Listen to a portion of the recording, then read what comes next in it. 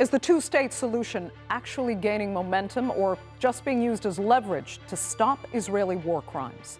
After France and 10 other EU countries formally recognized a Palestinian state, the UK says it will also do so if Israel doesn't agree to a ceasefire. So is the elusive two-state solution on track to becoming reality, or simply being used as a threat to stop the worst of Israel's war crimes? I'm Andrea Sankey, and today's Newsmaker is the two-state solution.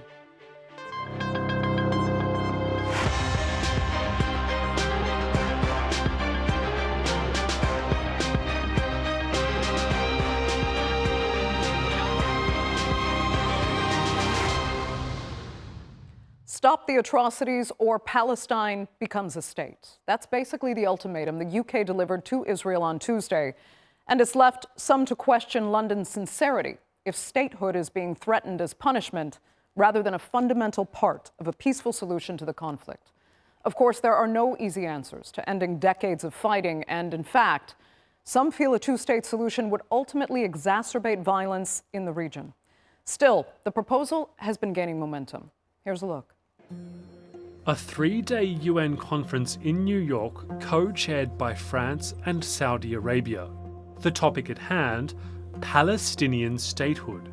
Just days before the summit, French President Emmanuel Macron announced it will officially recognise Palestine in September at the UN General Assembly. On Tuesday, UK Prime Minister Keir Starmer followed suit, though with some added conditions. Unless the Israeli government takes substantive steps to end the appalling situation in Gaza, agree to a ceasefire, and commit to a long-term sustainable peace, reviving the prospect of a two-state solution. The announcements have outraged Israel. Prime Minister Benjamin Netanyahu wrote on X that a Palestinian state would be a launchpad to annihilate Israel. Meanwhile, US Secretary of State Marco Rubio called the move reckless, saying it only serves Hamas. Israel and the US boycotted the UN conference. But France and others insist a two-state solution is the only path to lasting peace. But time is running out. With every passing day, trust is slipping, institutions are weakened, and hopes are dashed. That is why I implore the international community not only to keep the two-state solution alive, but to take the urgent, concrete, irreversible steps necessary to make it real. Time is indeed running out as Israeli ambitions to annex Palestinian land grow. Officials have called for the permanent displacement of Gaza's entire population to neighbouring countries, while maintaining Israeli control over the Strip. Far-right politicians have even discussed plans to turn Gaza into a luxury resort city for Israelis. On top of that, last week, the Knesset approved a symbolic motion calling for the annexation of the occupied West Bank. זו ארצנו, זה ביתנו. ארץ ישראל שייכת לעם ישראל. This idea has long been on the table in Israel as it continues expanding illegal settlements, demolishing Palestinian homes, and carrying out attacks on towns and villages. These realities on the ground have led some to say the two-state solution is dead. But with two major European nations stepping up, the effort has gained new momentum. Representatives at the UN conference released a joint declaration calling for an end to the war in Gaza.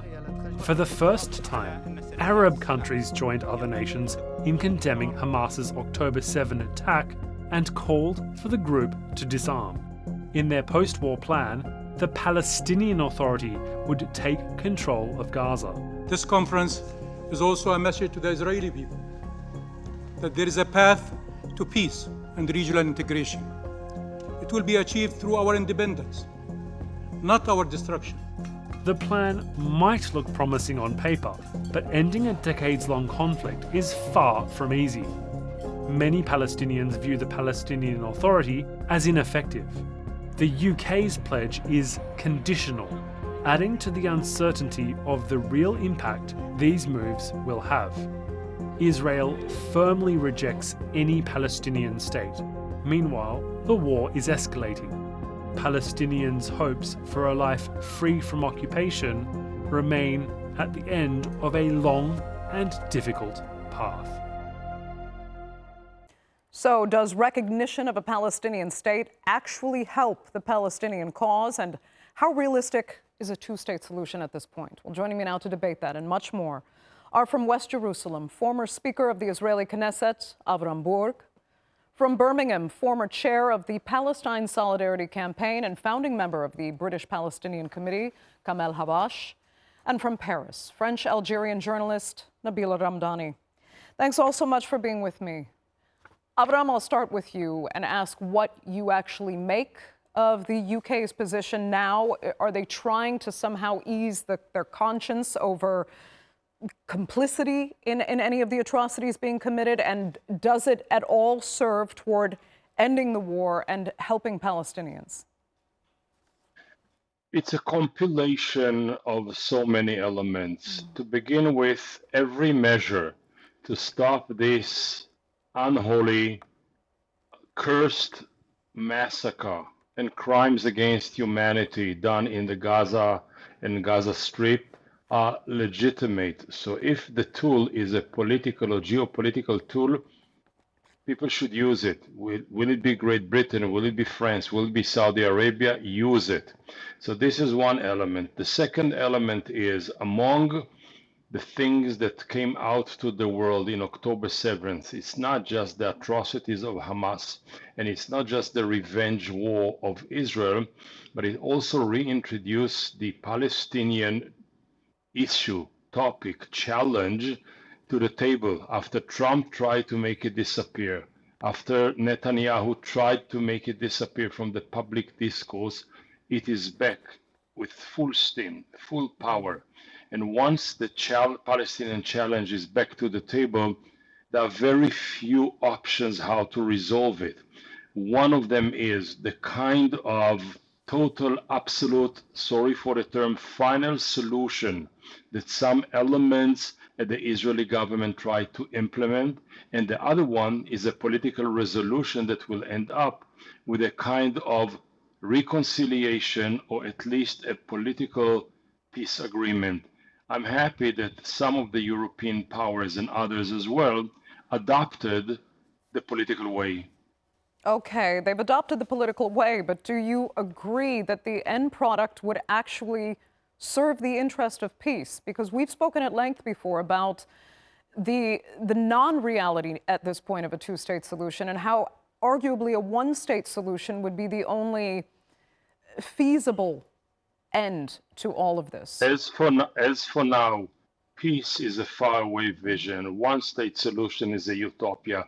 Two-state solution is an impossibility. There is only one thing which is more impossible than all of these long-term visions, and this is the contemporary reality. So the first immediate emergency is to put an end to it, to put a stop, a break to the Netanyahu's government, and if you ask me personally, to Netanyahu himself and some of his gang in the cabinet as well. Once this is stopped, then we should seriously sit down and see what to do, how to do, with whom to do it. But first, put an end to the atrocities. Okay.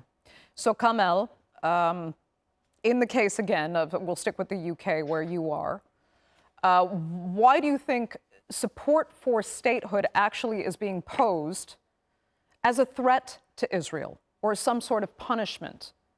In other words, do this or else. The two-state solution is supposed to be a peaceful end for all, according to these European states.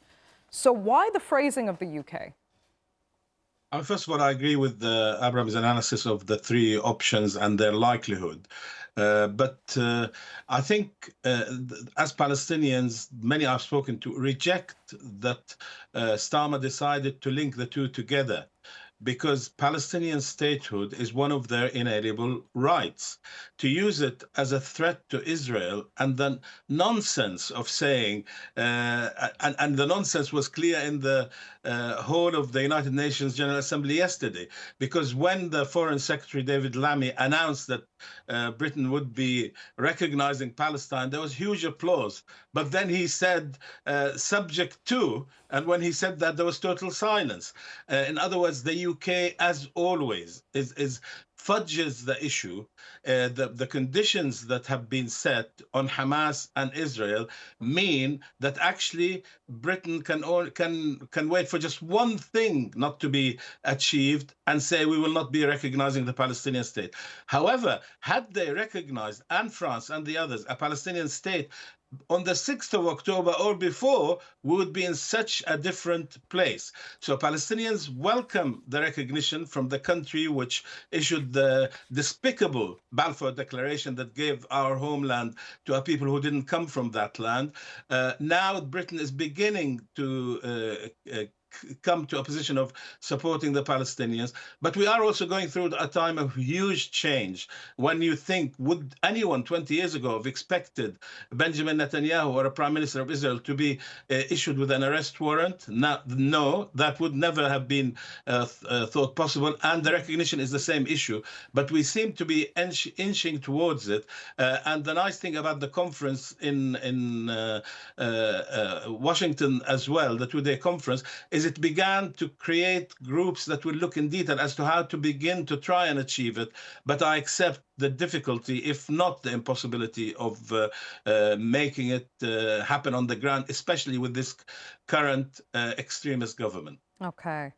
And Nabila, in the case of France, I mean, how brave is it of France, after having expressed, unconditional support for Israel, to now say outright that it is recognizing Palestinian statehood? Well, I think, frankly, the ongoing genocide in Gaza and the lethal attacks on Palestinians on the occupied West Bank are undoubtedly why Emmanuel Macron has finally faced up to his moral responsibilities and indeed international justice, and declared that France will recognize Palestine in September at the United Nations General Assembly. He's been saying that for a long time, that France was on the verge of doing this, but now he's given a time and a place, so it would be near impossible for him to change his mind. And it has to be said that Macron has changed his mind about Palestine on numerous occasions since he came to power in 2017. He's a notorious ditherer who tries to support every side of an issue. He's also well known for saying one thing to one side of the dispute while saying something completely different to the other side. But I think this time the crisis is so horrendous and the suffering of the Palestinian people so monstrous that politicking is no longer enough. And I think beyond the daily slaughter of men, women and children, and the absolute destruction of much of Gaza, recognizing Palestine fits in with France's long-term backing of a two-state solution to the Israel-Palestine conflict, which has, of course, been going on since the manufacturing, dare I say, of Israel in 1948. Right. And I think... let me ask Avraham then, because as Nabila was saying, Macron can change his mind. The UK has set conditions. And in the meantime, we have the threat on the ground of the settlers being even more motivated than ever now to take as much land as they can, should these threats to Israel and the threatening of a creation of a Palestinian state by the UK actually come to fruition. So where does this leave the immediate threat to Palestinians on the ground, the settlers in Israel? Again, there are two sides to this equation. What happens in Europe is Macron is leading the avant-garde with the hope of mine and many that there is a God behind the avant-garde, that he is not left alone by the end of the process, and the idea that we shall have a Palestinian state first, and therefore and then after it will sit down with Israel as equal, rather than a kind of a carrot for the end of the process that will never arrive, might be a brilliant solution out of the limbo. When it comes here, we have to recognize, or we must recognize, that the war in Gaza is actually the war over the West Bank and the occupied territories on the top of the mountains, about the biblical ancient cities and locations the settlers see as theirs, and the Palestinians live there and say it is ours. So the war in Gaza is the war over the West Bank, and the government of Israel, the current government of Israel, is not only not ready to relinquish any of its absolute total privilege grip of the land, it does it utmost under the shadow of Gaza, and the more people focus their attention about the atrocities in Gaza, they commit the crimes of ethnical cleansing in the West Bank. And therefore the attention of Israelis, the attention of the opposition in Israel, and the attention of the region, and the attention of the world community should be focused not just on the immediate humanitarian disaster in Gaza, but also about the political catastrophe at the West Bank. Two eyes on two balls. Okay. Kamel, do you agree there? And do you, if we can look at an upside here, is this at least the beginning of the end of that unconditional support for Israel at all costs by its allies? And could that alone be a game changer here? I mean, first of all, I'll add to what Avraham said, is that I think it was the defense minister who said they want to implement, they want to be in Gaza forever, just like they are in the West Bank, and to be able to go in like they do in the villages in the West Bank, like they went into the refugee camps in Tulkarem and Jenin and so on. Unfortunately, Israel learns from the worst it does. They put one obstacle in the way of the Palestinians in the West Bank, then it becomes a checkpoint, then they say, oh, that's a good idea, let's do it everywhere. And that's what they're doing, because the mentality of the whole society, and I'm not, I have to say, it's not just the government, is the dominance of the Palestinians. That just has not gone away. The way to do that, I mean, now there are 1,000 gates on Palestinian towns and villages that could be just shut, and people could be under siege for as long as Israel wants. Just turning to your point about the international community, I think, as I said, there's a huge change in the way that Israel is viewed. I think it is first of all the most criminal state of the 21st century, and that's because of what it does, not because people are incited to say that. But on the other hand, it thinks because the United States is behind it, at the end of the day, it will come out at the other end, having completely destroyed Gaza, possibly begun to expel the Palestinians, but it's the view of Israel from across the world is so negative. I tell you, here in the UK, it is seen as a pariah state by people. When you have a million people marching, they're marching to support the Palestinians, but they also express their disgust at what Israel is doing. So, and I think watching so many videos from young Jews from America, who say, I was raised as a Zionist, but I cannot accept what Israel is doing. I reject it, and I stand with the Palestinian people. As these people begin to get to positions of power, I am confident, although it won't be today, it won't save those dying from starvation, that Israel will be really seen as a pariah state, and it will either have to change its way or there will be no support for it. Okay. Nabila, as far as the unconditional support I mentioned is concerned, and whether or not that's finally coming to an end, it's not just about a moral obligation, as Kamel was kind of describing. There's also the issue of countries, particularly the UK, being held potentially liable now for providing weapons and enabling starvation, enabling the genocide. Do you see that as something that's on the minds of leaders right now, as far as what their future liabilities are concerned? Yeah. Yes, absolutely. I think there's absolutely a sea change, not least of all because the world realizes that Israel is currently minded to keep this history of this long and bloody history saga going on without showing any mercy whatsoever to the Palestinian people. And it's also because it's indisputable that the Israeli Prime Minister Benjamin Netanyahu wants a forever war, not least of all because he wants to expand Israel further into territory that belongs to other people. He also wants the West, and especially the United States of America, to continue pouring billions into Israel. And the best way to achieve this is through arms contracts. But I think that France's move to recognize the state of Palestine would certainly have a domino effect, not least of all because France is a part of it will be the first G7 country to recognize Palestine, and it's already having an influence on the UK, and dare I say,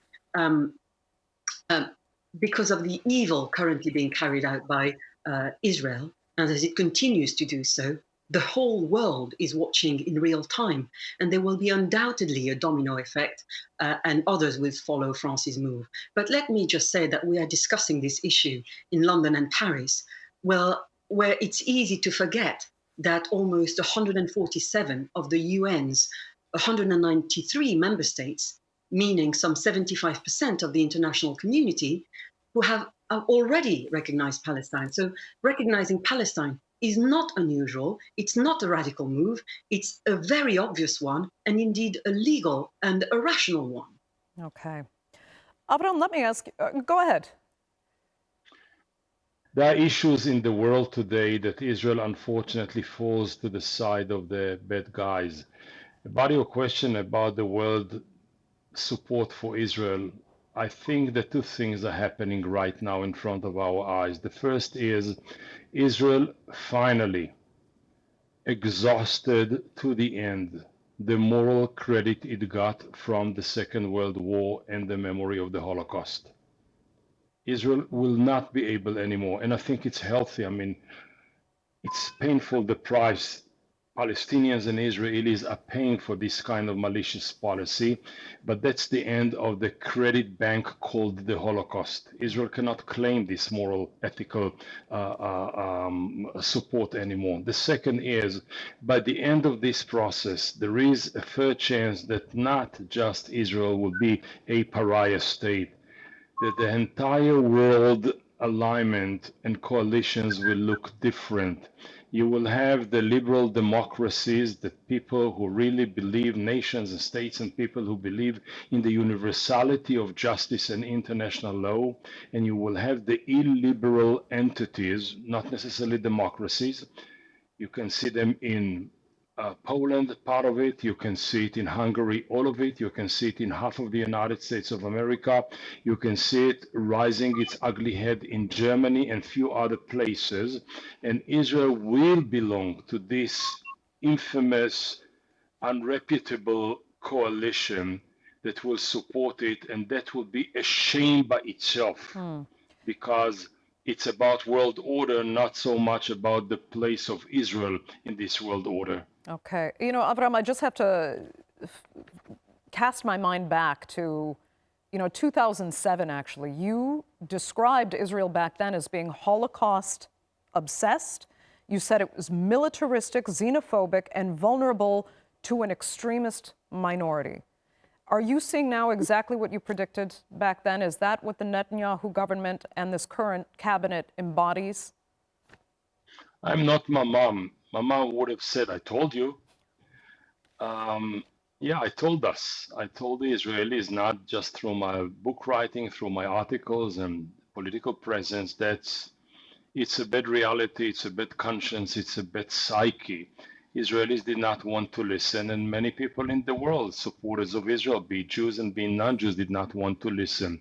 Now all of those who did not listen say, what happened to you? And my answer is, happened what was expected. The question is it possible out of this despair? And I mean, it's a despair of two generations, a Palestinian generation and an Israeli generation that was produced in the last 2 years, or was molded in the last 2 years, into another generation of hatred and mistrust. Is it possible? to foresee a leadership which is not hollow and shallow and populist like Trump, Netanyahu, and few others who will offer both tortured nations an alternative vision. The vision is there. The leadership is not yet there. Kamel, very quickly, and I'm sorry this is a quick question because we are ignoring that there are these two sides to this and the demands as well that Hamas, according to the UK and others, Hamas not be part of any future government in Gaza or elsewhere. Will there be a partner on the other side, as far as you're concerned, if the two-state solution keeps moving forward?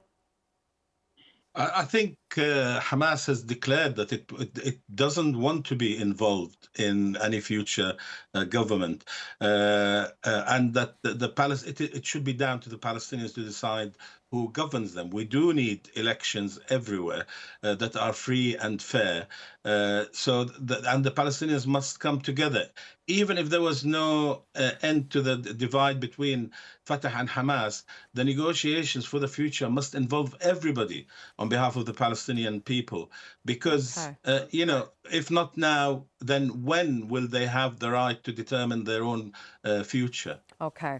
Nabila, my apologies for not getting some final thoughts in for you, but we are completely out of time for this edition of the Newsmakers. So I'd like to thank all three of you sincerely so much for joining us on this program, our viewers for being with us as well. Remember, you can follow us on social media and do be sure to subscribe to our YouTube channel. I'm Andrea Sankey. We'll see you next time.